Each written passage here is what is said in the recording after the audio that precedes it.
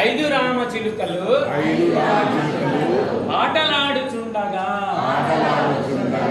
ఆటలాడుచుండగా ఒక్కటెగిరిపోయెను.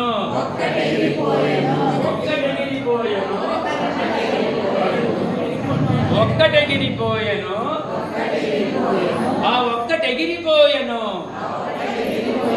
టటం టటం టటం టటాయ్ టటం టటం టటం టటాయ్.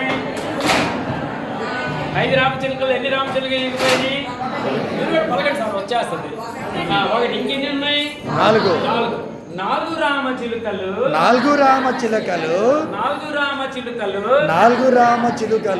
నాట్యమాడుచుండగా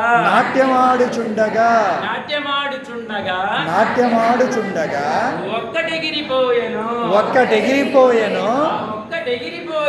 ఆ ఒక్కటెగిరిపోయెను. టటన్ టటన్ టటాయ్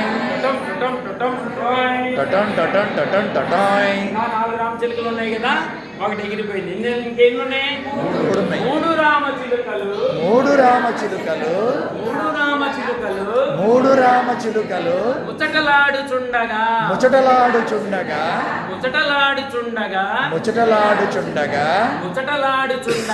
ముచ్చటలాడుచుండగా ఒక్కటెగిరిపోయెను.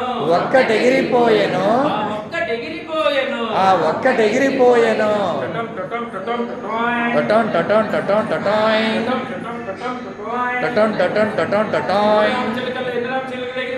ఒక్కటెగిరిపోయింది. రెండున్నాయి. రెండు రామచిలుకలు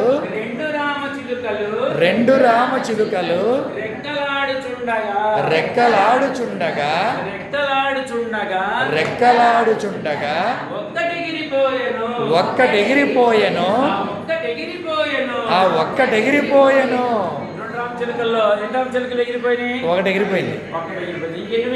ఒకటి మిగిలింది. ఒక్కటే రామచిలుక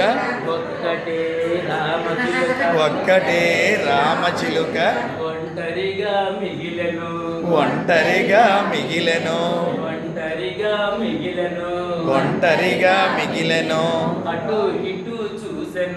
అటు